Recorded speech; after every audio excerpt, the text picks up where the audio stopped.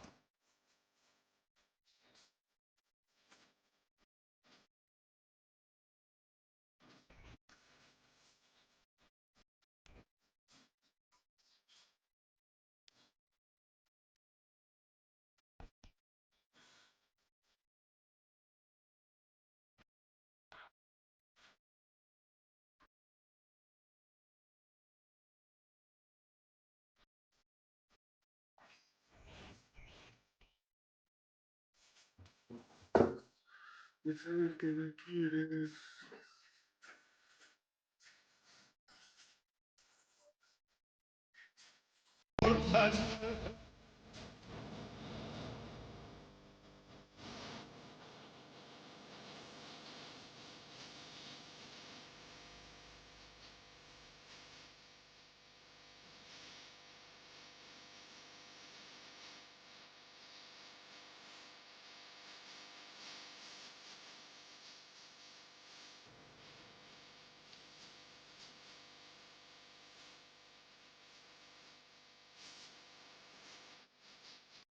Muy bien. ¿Qué tal, jóvenes? Buenas noches. Buenas tardes todavía, pero buenas noches por el clima. Leonardo Fabio más o menos sería el Bad Bunny de los años 60 y 70, ¿no? La nueva ola, la música argentina, la poesía argentina, si ustedes se dan cuenta, es más que evidente. La música, este señor no utilizaba una orquesta común, utilizaba una sinfónica para cantar. Lo acompañaban cerca de 30 músicos, violines, ¿no? Instrumentos de cuerda, piano, bombos, tonales y todo un sinnúmero de instrumentos, ¿no? Por eso les digo que para esa época la música que él hacía era una música de mucha calidad, porque él trascendió, mientras que otros, muy buenos músicos también y cantantes, no trascendieron tanto, ¿eh?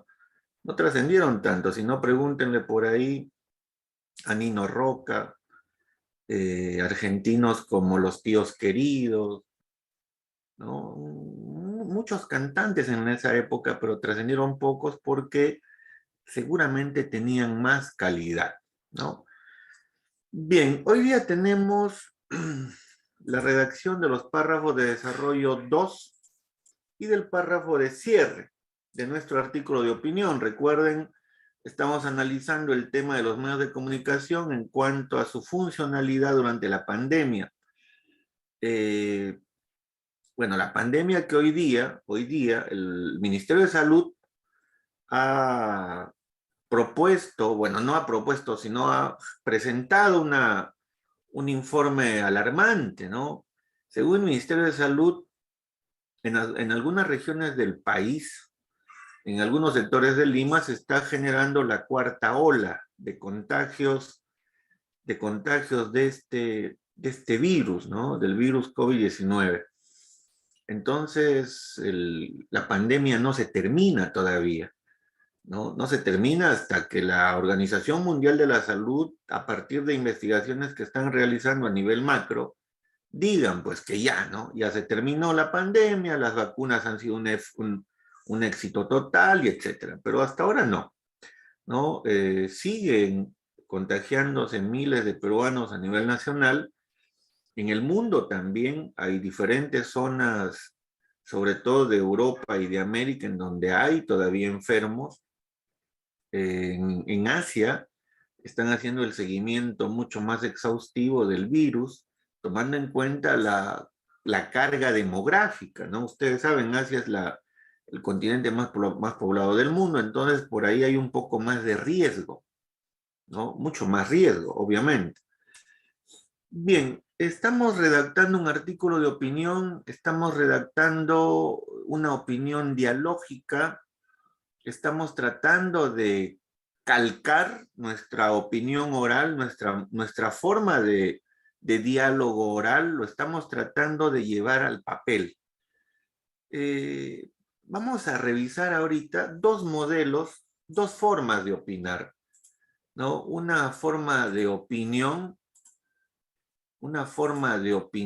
de este señor, Marco Aurelio de Negri, ¿no? Ustedes van a escucharlo, la manera pausada, la utilización de oraciones cortas, la utilización de un lenguaje irónico muy evidente. No utilizaba muchas preguntas para reforzar la carga emocional, pero sí utilizaba oraciones muy estéticas y muy inteligentes también, ¿no? No era muy verborreico, pero sí era muy coloquial. ¿Qué significa esto? No ser verborreico, pero sí ser coloquial. sabía dialogar. No necesitaba oraciones de 4, de 5, de 6 kilómetros, ¿no? ¿No? Sabía dialogar, sabía qué oraciones proponer, cómo reforzar sus argumentos, su coloquio. Y eso es fundamental.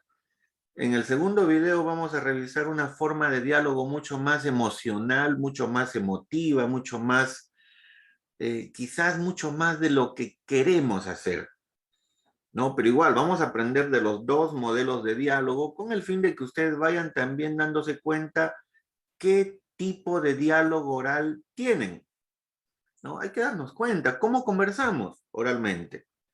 ¿Como Marco Aurelio o como Nicolás Lúcar? Vamos primero con Marco Aurelio.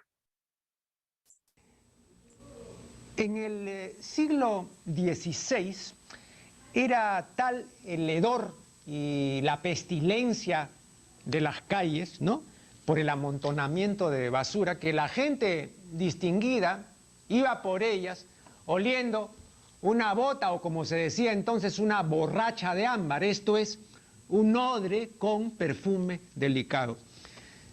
Vean ustedes cómo sería de distinguido semejante uso, que el secretario de Felipe II, Antonio Pérez, no supo regalar cosa mejor a quienes le protegieron durante su destierro. Y según Eberhard Radger, en la capital del Imperio Alemán, y todavía en la década de 1870, lo normal era el enmierdamiento callejero y la consiguiente pestilencia. En la capital del Imperio Alemán, en la década de 1870. Ahora, en el caso de la España quinientista, lo curioso ¿no?, es que la hediondez y la pestilencia callejera no disgustaba al pueblo. Y el pueblo protestó vivamente cuando se limpiaron las calles. Ahora, ustedes se preguntarán por sorpresa, ¿por qué fue eso posible, no? Bueno, la razón de ello es una perversión que en jerga médica se conoce con el nombre de cacosmia. Esta es una palabra que procede del griego kakos, que significa malo, y osme, olor. La cacosmia es la perversión del sentido del olfato, en cuya virtud resultan agradables los olores repugnantes o fétidos, ¿no? A un enfermo de cacosmia, a un cacósmico, ¿no?, le parece fragante lo pestilente y bienoliente lo asqueroso y repugnante, ¿no? Le parece delicioso lo excrementicio, ¿no? Enrique IV de Castilla, monarca del siglo XV, padecía de cacosmia, y por eso, como dice su biógrafo Gregorio Marañón, y por eso amaba la pestilencia. Y también sabemos que el famoso historiador francés Michelet, ¿no?, se complacía en oler las heces fecales. Bien, vamos aquí a hacer un primer corte y luego retomaremos este asunto tan importante de la cacosmia. Decía pues que la cacosmia es la perversión del sentido del olfato, en cuya virtud se perciben como agradables y deliciosos olores repugnantes, fétidos y asquerosos, ¿no? El hombre es el animal que defiende esforzadamente la basura, y entre todos los animales que gustan de ella es el campeón, ¿no?, el que consume y difunde con más ahínco y entusiasmo la basura. Unamuno, recuerdo que decía que el hombre es animal guardamuertos, y es cierto, pero asimismo el hombre guarda también basura, ¿no? Es el animal embasurante y basuralizante por excelencia, ¿no? Es un ser basuralicio. La basura lo atrae irresistiblemente y se complace en ella con delectación y hasta con frenesí. Esto lo demuestran cumplidamente, no digo algunos programas de televisión, de la televisión comercial, sino abundantes programas televisivos, ¿no? Y hay aquí un punto importante que conviene notar. La basura es adictiva y la basura que se produce y esparce diariamente en la televisión es peligrosísima, ya que origina una adicción violenta y tenaz. Los televidentes se acostumbran a la cochinada químicamente pura y a la vulgaridad más atroz. Entonces, embarrarse es para los televidentes una verdadera fiesta, ¿no? Y enlodarse es una diversión. Y enmierdarse es una vocación y un destino.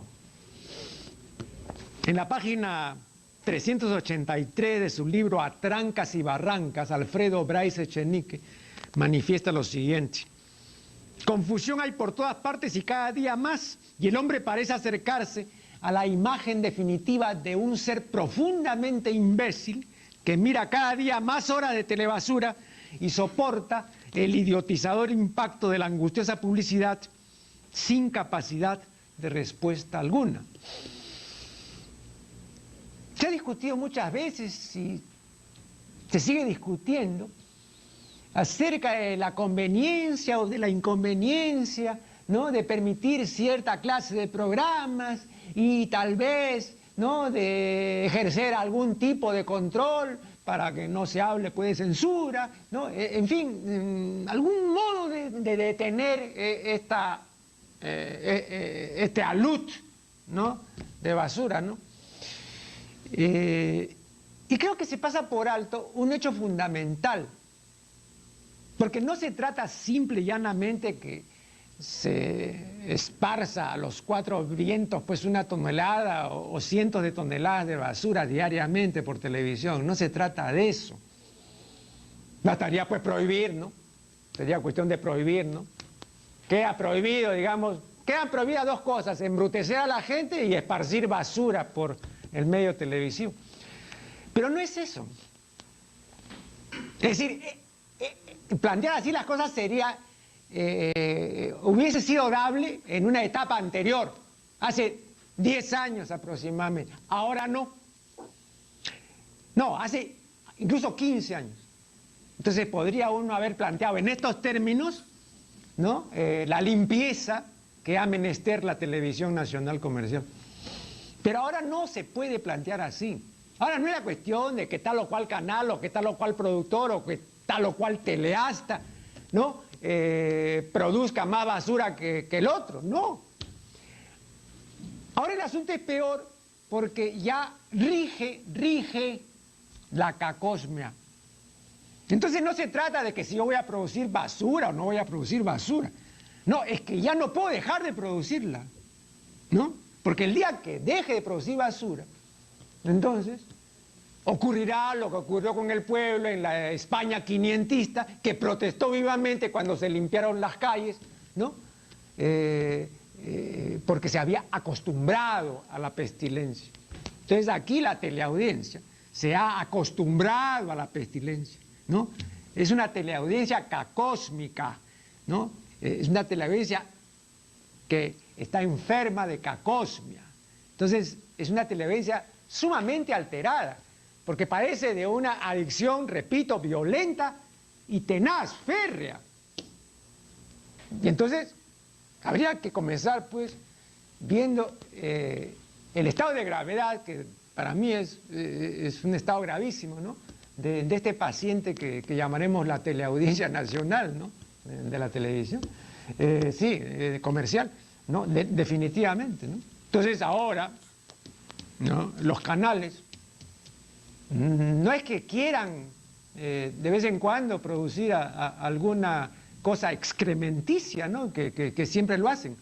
Es que ya no pueden dejar de hacerlo, porque el día que lo hagan, la gente va a protestar vivamente, así como protestaba el pueblo en la España quinientista, porque se limpiaban las calles.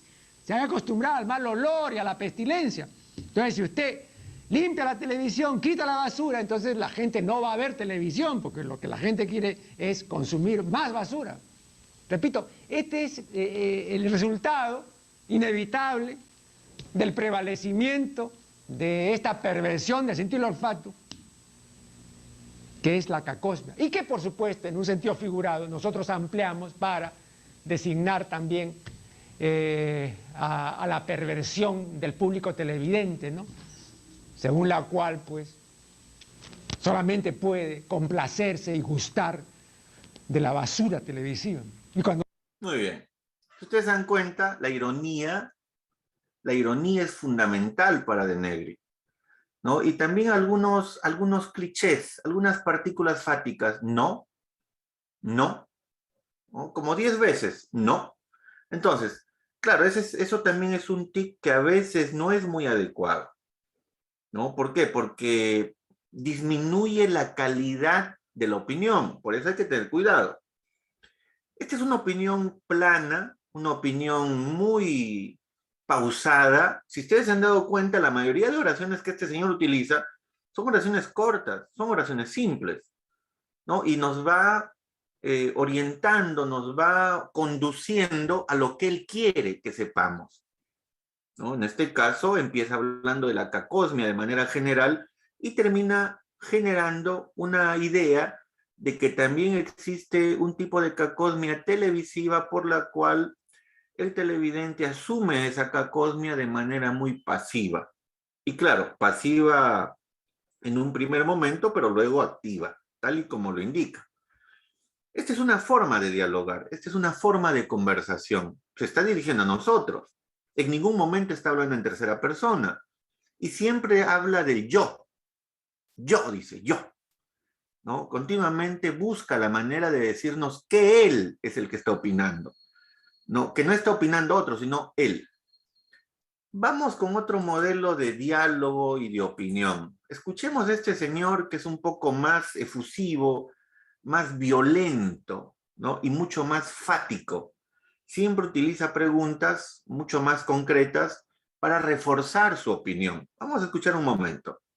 ¿Qué tal si empezamos a discutir cuáles son las reglas de juego modernas, democráticas, que se aplican en cualquier parte del mundo, que tienen que empezar a aplicarse en los medios de comunicación en el Perú, para que dejen de ser un instrumento de quienes pretenden imponernos a quienes nos deben gobernar y que son capaces de crear espacios como está ocurriendo hoy, donde se destruye honras, donde se insulta a la gente, ¿no? Donde se invoca la violencia y no pasa nada.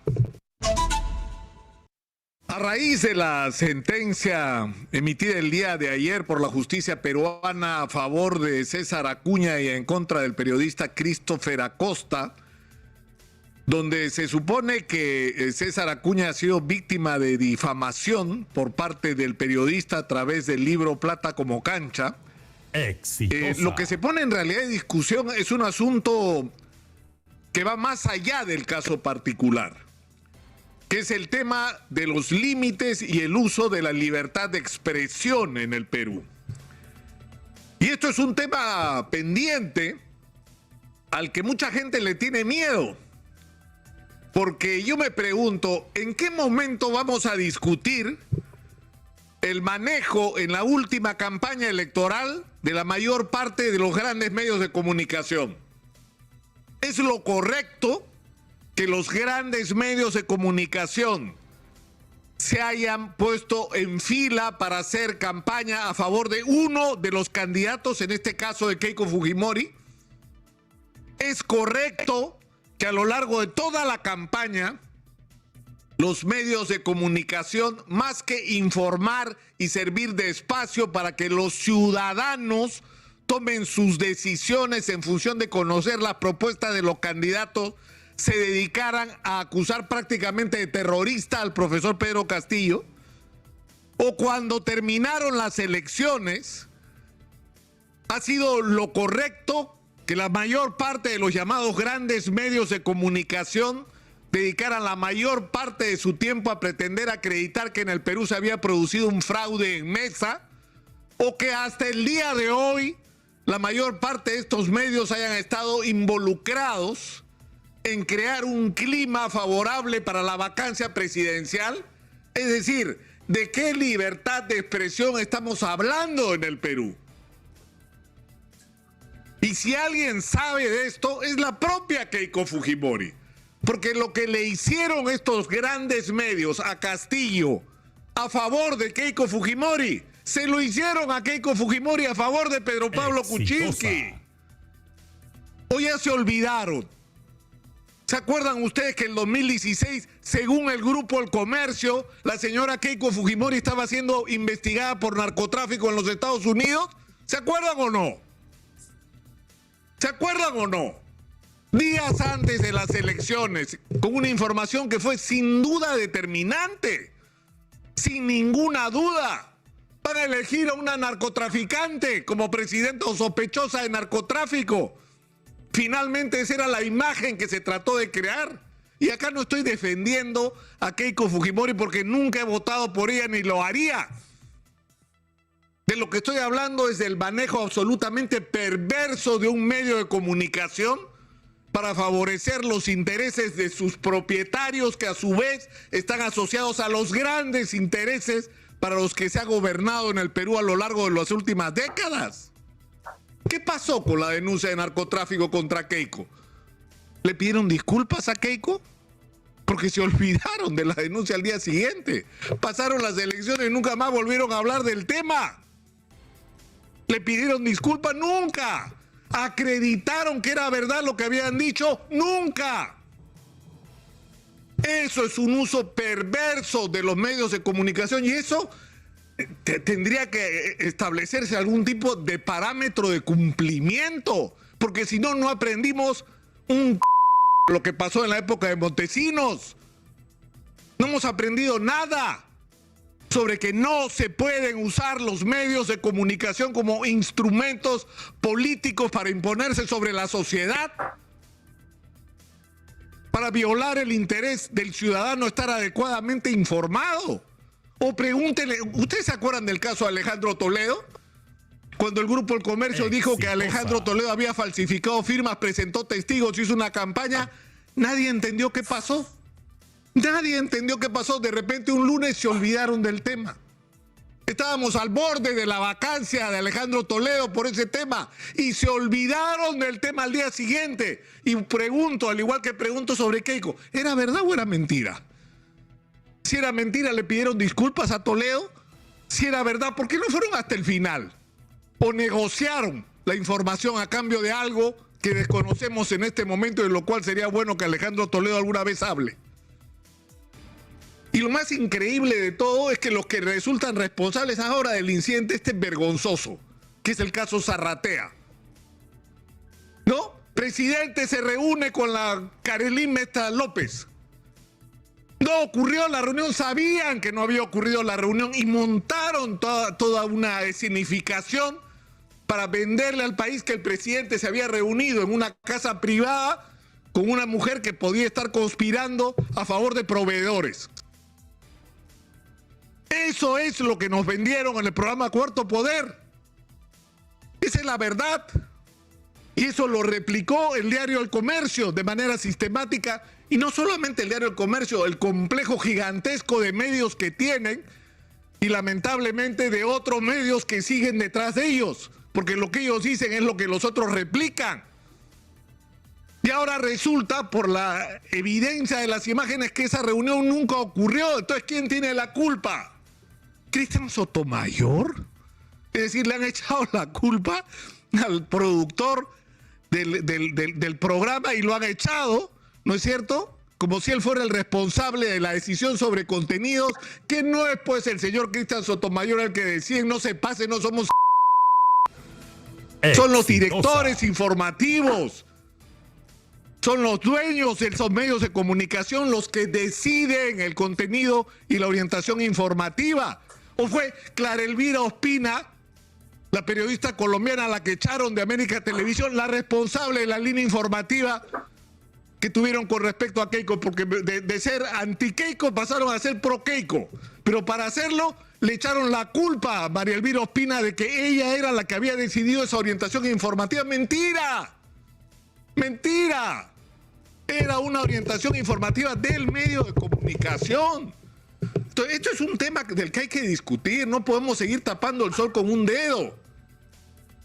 Sinceramente, y esto de la libertad de expresión ¿de qué? Libertad, que el derecho de esta gente a seguir manipulándonos. ¿Hasta cuándo vamos a vivir con esto? ¿Hasta cuándo vamos a vivir? Y miren lo que ha pasado con los conflictos sociales a lo largo de los últimos años. Todos eran terroristas, maestros hacen huelga, terroristas.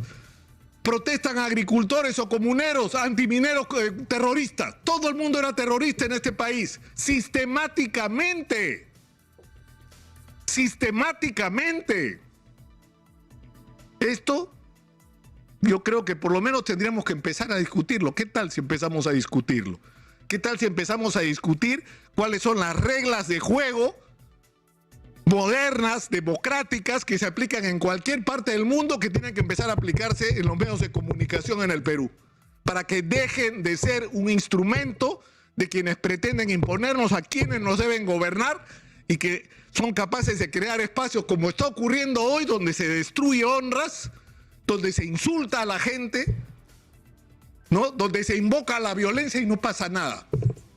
Muy bien, más claro, imposible. Muy bien, otra vez buenas noches a todos ustedes jóvenes. Si se dan cuenta, esta forma de opinión de Nicolás Lúcar es la que necesitamos reponer, ¿no? Que ustedes también tengan esa sensación de molestia, de hartazgo ante los problemas que estamos analizando, ¿no? Son 3 problemas. El primero lo estamos analizando ahora, el problema de los medios de comunicación. Entonces, siempre es bueno levantar la voz en el papel. También, así como nosotros podemos reclamar, así como lo hace este señor a partir de su opinión de manera oral, en el papel también podemos hacerlo. También, esta opinión que él está proponiendo es una opinión motivadora, sugestionante, conmovedora, ¿no? Es una opinión muy, muy emotiva. Ese es el eje de todo texto de opinión, de todo artículo de opinión. Ese es el eje. Y siempre se dirige a nosotros. Y está preguntando continuamente, refuerza. Miren, continuamente él refuerza, empieza con una pregunta, ¿no? Y continuamente él refuerza el ámbito de la controversia. El ámbito de la controversia, el artículo de opinión, no es solo una pregunta. Pueden ser 2 o más preguntas. Y en este caso, esas interrogantes generan esa conmoción emocional que no podemos evadir. ¿Por qué? Porque esa es la muestra más clara de que no nos gusta, de que no estamos a favor del problema, ¿no? Y que tiene que entender eso el receptor, en este caso el lector. Esa es una manera también de orientar al lector, para que se dé cuenta cómo estamos. Este señor es una especie de islote, no isla, sino un islote en la televisión nacional nuestra. Claro, su canal es por cable y casi nadie lo replica, ¿no? O retuitea, como se dice lo que él nos dice. Ningún medio de comunicación de señal abierta toma en cuenta lo que este señor dice. Nadie se sintió ni siquiera rozado por sus palabras, ¿eh? Esto es después de la segunda vuelta. Pero bueno. A ver, por aquí. Buenas noches, Dion. Sí, ahorita les comparto. Cristian Jesús Flores nos dice, Nicolás Lúcar es sinvergüenza. Para hablar nos recuerda cuando acusó al señor Valentín Paniagua. Claro, Nicolás Lúcar, en la época de Fujimori y en el año en que estuvo Nicolás Paniagua como presidente, sí seguía instrucciones de Fujimori y Vladimiro. Y luego, cuando ya él renuncia, se da cuenta que ya estaba perdido, él renuncia, se aleja de la televisión 10 años y luego regresa. Pero regresa así, transformado como si fuera otra persona. Cosa que es más interesante, ¿no? Porque ahorita ya no es como el periodista de antes, cuando su suegro, el dueño de América Televisión, junto con Vladimiro y Fujimori le decían qué decir. Claro, él era fujimorista, ¿no? Él era recontra fujimorista. Bueno, títere, como bien lo indica su compañero Cristian, eso sí, en los años 90 este señor era uno de los que más defendía el fujimorismo. ¿Por qué? Porque a su suegro le pagaba a Fujimori 5 millones de soles mensuales, solamente para tener periodistas manipulados, para tener periodistas con una línea editorial muy pasiva en contra de Fujimori. No investigaban nada, no investigaban nada. Claro, él fue parte de esa mafia.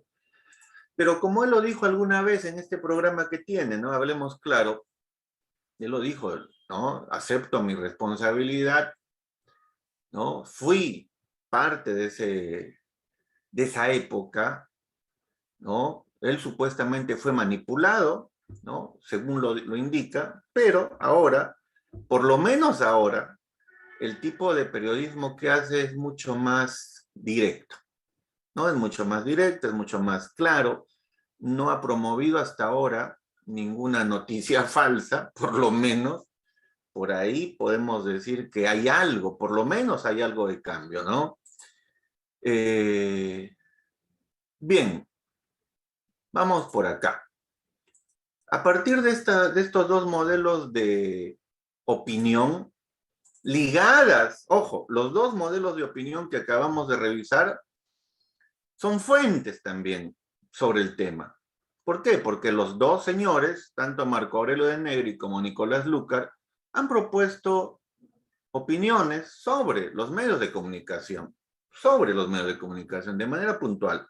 ¿Esto para qué? Para que ustedes tengan una visión también mucho más amplia del tema. O sea, estamos analizando el problema de los medios de comunicación durante la pandemia, pero tenemos fuentes que nos dicen que no solamente es durante la pandemia, sino hace 10 años, porque el video de Marco Aurelio es de hace 10 años, Marco Aurelio ya lo decía, la televisión es una televisión basuralicia, es una televisión cacósmica, y hace un año Nicolás Lucar también lo decía.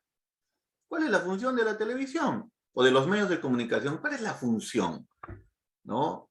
Llenar de basura a aquellos que no estén con el ámbito que ellos quieren, ¿no? La crítica, el comentario crudo que hace Nicolás es muy, muy adecuado en este caso para tener una idea de cómo también podemos redactar un texto, un artículo de opinión. Bien, la sesión, el artículo de opinión, retroalimentación, el logro de la sesión. Al finalizar la sesión, el estudiante redacta la versión final. Bueno, no es la versión final, aquí ha habido un pequeño error, ¿no? La versión 2, ¿no? La segunda versión o la versión anterior a la final, ¿no? Del artículo de opinión, tomando en cuenta la retroalimentación recibida. Y vamos con la retroalimentación. Nosotros estamos aquí, la pandemia del silencio, tenemos el guión del artículo, tenemos el tema, la controversia, ¿cuál es? ¿Consideras que en el Perú los medios de comunicación tradicionales, televisión, radio, prensa escrita, han cumplido un rol informativo adecuado con el contexto de la pandemia hasta ahora? Algunos dicen que está bien, otros dicen que no, ya. De acuerdo a su perspectiva, empiezan a redactar. Pero vamos a retroalimentar. Aquí en la página, y les voy a compartir el link del Drive, ya tengo completado o terminado el texto modelo que les presenté en la sesión pasada en cuanto a los párrafos de inicio y desarrollo 1.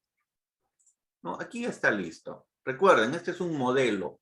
Este es un modelo para que ustedes tengan una idea muy cabal acerca de cómo ir redactando también su propio texto. No copien el modelo, lo que quiero es que ustedes se den cuenta la secuencia y qué insumos pueden tomar en cuenta, partículas fáticas, partículas coloquiales, partículas literarias, preguntas adicionales, etcétera.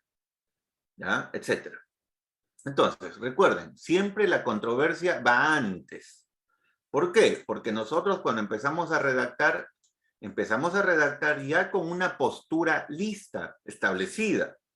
Aquí la controversia eje era, ¿consideras que se debe legalizar el aborto en el Perú? La respuesta directa del redactor era no. No estoy de acuerdo. El título, ¿para qué la vida? Y empezamos el texto con el párrafo de inicio. Presentación del tema. 2, 3 oraciones en donde yo presento el tema general. Hace algunos años, y claro, utilizando la primera persona, utilizando de repente una anécdota, utilizando una historia, haciendo de repente partícipe al lector de una idea mía, una idea que ya tengo, una idea general, puede ser una idea teórica, ¿no? Eso depende de mi forma de hablar, de mi estilo de opinar, ¿no? Claro, en este caso, en un primer momento de manera oral. Bien, hace algunos años descubrí que mis padres, de los 5 hijos que tuvieron, no planificaron el nacimiento de ninguno, pero aceptaron la paternidad de manera voluntaria y feliz. A ellos nunca se les pasó por la cabeza sacarse el problema de encima e ir a algún lugar en donde se hacían abortos. Y eso que eran muy jóvenes cuando empezaron su vida conyugal, pero eran otros tiempos, por supuesto. Tú me entiendes, ¿verdad? Ahora las cosas han cambiado demasiado. Yo puedo estar con una mujer que no quiero, embarazarla sin querer queriendo y darle dinero para que aborte y listo. Después nunca te vi y dejarla como se deja cualquier trapo viejo. También puede ser que ella no me diga nada y aborte por su cuenta al fijarse de que no soy cosa seria. ¿Y dónde quedaron los valores? ¿Para qué sirven los sentimientos? ¿Cómo puedo aceptar la muerte de mi futuro hijo como si fuese una bestia insensible? ¿Dónde quedó la responsabilidad que debemos tener ante las consecuencias de nuestros actos? Pues yo creo que hace tiempo que la responsabilidad se perdió en la oscuridad de lo inmoral. ¿No me entiendes? Vamos, te lo explico enseguida. Primero, el tipo de educación que tenemos en el presente no se refuerza con la participación de la familia como se hacía antes, mediante estrategias ligadas al castigo, ya sea físico o moral. Ahora mi hijo me cambia el canal de la televisión como si yo no existiera. La costumbre de ser independiente supuestamente le da ese derecho. Por supuesto, también están las leyes que me limitan cualquier forma de agresión y encima está la esposa que me reclama si levanto la voz para criticar algunos actos inadecuados. Por otro lado, cuando se dan algunas reuniones en la escuela debido al trabajo, es difícil que podamos asistir de manera continua. Entonces, solo nos queda aceptar una multa o una sanción. Al final de cuentas, en las instituciones educativas, lo único que se busca es completar, lo único que se busca es completar el rol de actividades programadas para un bimestre o año escolar. ¿Y dónde quedan los resultados? ¿Hasta qué punto los ejes transversales se respetan en una institución que educa a menores de edad? Finalmente, cuando nuestros hijos son ya adolescentes, el mismo sistema educativo les limita el aprendizaje adecuado de la sexualidad y cómo desarrollarla sin ningún tipo de complejos. A los 13 o 14 años, los estudiantes varones y mujeres tienen que aprender a solas y equivocándose continuamente acerca de todo el proceso de evolución sexual y coital que naturalmente deben reforzar. ¿Ahora me entiendes? Segundo, el formato de sociedad que debemos asumir es en la actualidad consumista y reflexiva y sexualizada, como ya te habrás dado cuenta. Por un lado, está el hecho de que pensamos que todo se puede pagar, incluso el amor, el afecto y hasta el respeto. Entonces, no me importa si embarazo a una o más mujeres, ellas saben que el dinero lo soluciona todo. Por supuesto, si desean seguir experimentando un tipo de vida difusa, liberal, como dirían algunos, entonces el aborto es a su medida. Por otra parte, no nos importa los efectos secundarios de tal procedimiento. ¿O estoy mintiendo? ¿Acaso sabes que las mujeres que abortan están más cerca de contraer cáncer de cuello uterino? ¿O has pensado alguna vez que puedes quedar estéril luego del segundo aborto? Nadie quiere investigar ni reflexiona sobre lo que puede suceder con quienes aceptan este tipo de intervención, ya sea de modo legal o ilegal. Por último, te puedo asegurar que hemos aprendido a amar menos, a interesarnos humanamente menos por la otra persona que está ahí a nuestro lado. Y no nos desagrada la idea de engañar continuamente. La infidelidad es como una marca de este siglo. Por eso, cuando nos dicen que seremos padres, muchas veces buscamos una medida extrema para salir del problema, porque para muchos ser padre o madre es un problema. ¿Te das cuenta? Finalmente, Espero que ahora entiendas las razones que me motivan a creer que somos una especie que ha perdido todo eje de responsabilidad ante el nacimiento de una nueva criatura. En tal sentido, te invito a recapacitar. Todos somos, al final de cuentas, seres humanos. Todos podemos equivocarnos alguna vez, pero hacerlo siempre es una aberración. No al aborto, así de simple. Listo. Párrafo de cierre, lo he disminuido solamente a dos partes, la reiteración y la apelación. La motivación ya no, porque está implícita en la apelación, así que no hay problema. Este texto, este artículo que les acabo de leer es un artículo motivacional, de orientación, ¿no? Es un artículo en donde están todos los elementos que debemos utilizar. Diálogo, partículas fáticas, primera persona, secuencia lógica, de manera pausada. No nos desesperemos en proponer 20 o 30 ideas en una sola oración, ¿no? Hay que tratar de ser muy precisos. Las oraciones no deben ser demasiado extensas. La opinión anticipada debe ser precisa, por eso se llama opinión anticipada, es una opinión. Sobre el tema que acabo de presentar, no son 20 opiniones. ¿Ya? Esta opinión anticipada la puedo desarrollar en 1, 2, 3, 4 oraciones, pero breves, ¿no? Y el eje siempre es la primera oración. No se olviden. En la controversia no es la controversia del texto argumentativo, otra vez les repito, la controversia es un espacio en el cual se genera, se evidencia la carga emocional del redactor. Lean el guión, por favor. Hay algunos estudiantes que no están leyendo el guión y están haciendo cualquier cosa, ¿no? Entonces, hay que leer el guión y ahí se estipula 2 interrogantes como base, en donde se evidencia que ustedes están molestos, o que están frustrados, o que son felices con los medios de comunicación que tenemos. Utilicen el método que acabamos de observar en Nicolás Lucar. Preguntas contundentes, directas. No coloquen, pues entonces, ¿estás de acuerdo? ¿No estás de acuerdo? No, eso no. Tienen que proponer preguntas que se sienta, o en donde se sienta que ustedes están ahí. El lector, cuando lea este texto, el posible lector, también tiene que ser conmovido, ¿no? Por sus preguntas y, claro, por su tesis. La tesis debe ser también muy precisa. ¿Por qué? Porque esta tesis, acompañada de la anticipación, nos va a delimitar sobre qué voy a argumentar acá. Aquí, por ejemplo, este argumento, ¿de dónde sale? Yo digo, pues yo creo que hace tiempo que la responsabilidad se perdió en la oscuridad de lo inmoral. O sea, hace tiempo para mí que la responsabilidad no existe en cuanto a la manutención, a la tenencia de un hijo. Por eso los abortos, porque no hay responsabilidad. Entonces, yo creo esto, que la responsabilidad no existe, por eso hay tanto aborto. Entonces, yo tengo que explicar por qué pienso eso. ¿Por qué mi tesis coloquial es esa? Aquí yo le explico. Primero, la educación es terrible.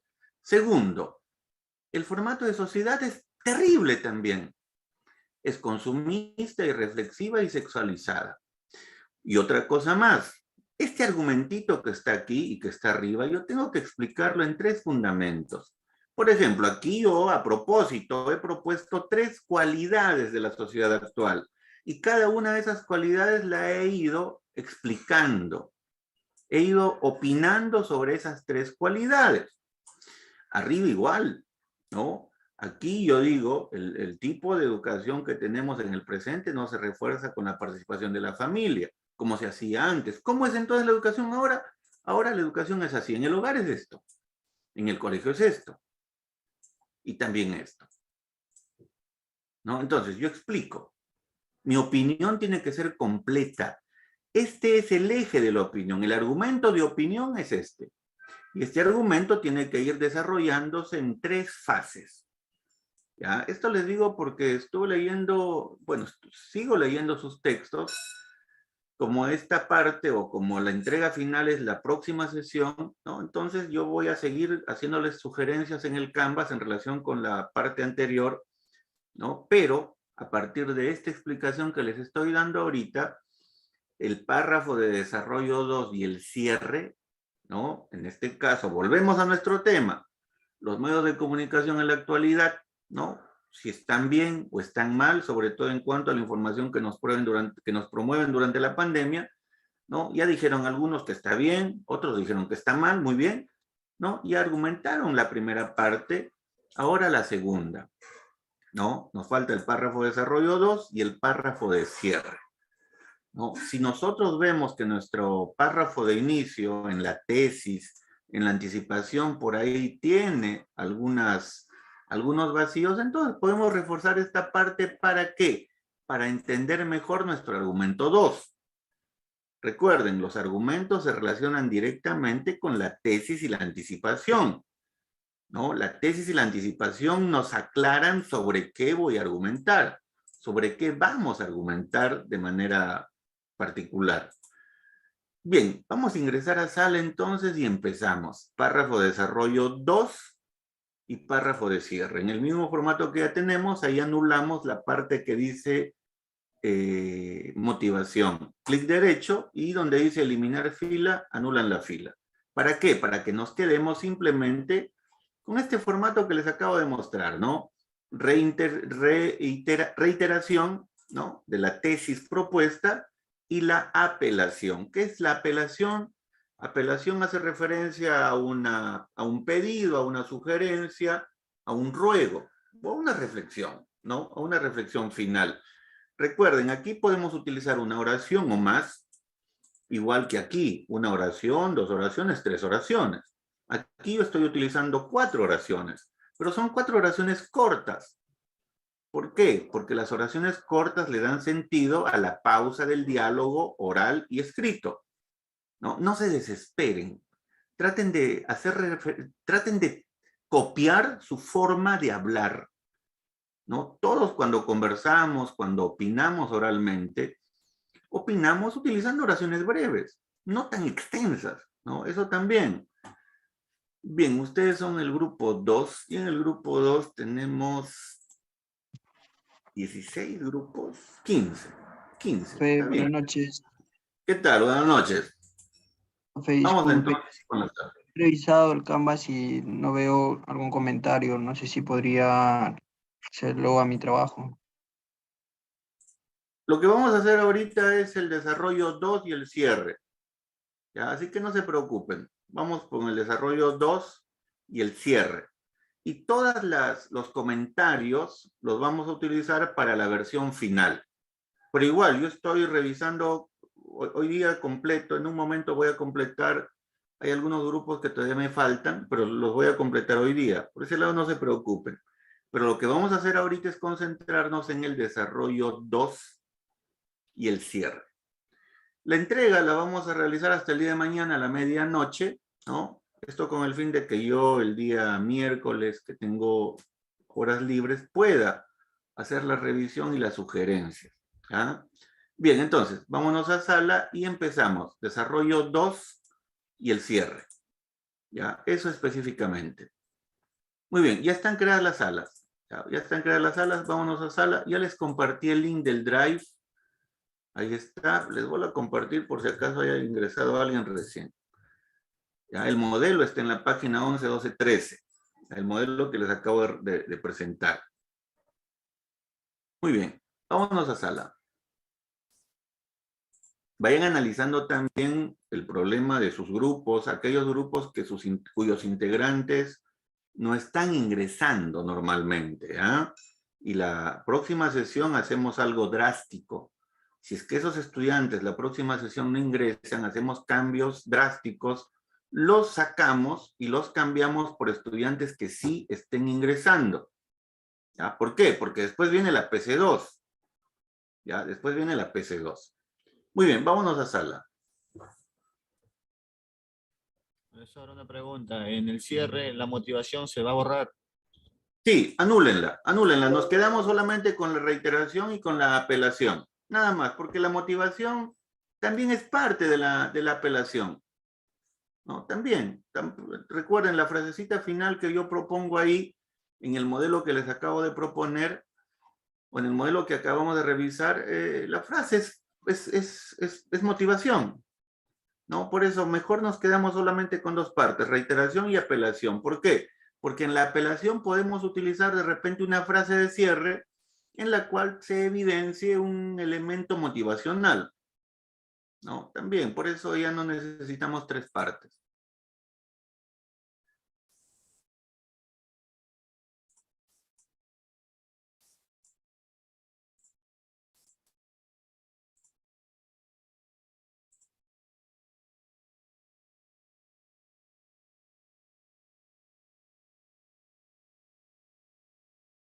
Ah, no, por eso, Gino, ponte en contacto con tu grupo para que vayan avanzando y cuando tú llegues ya les ayudas a revisar.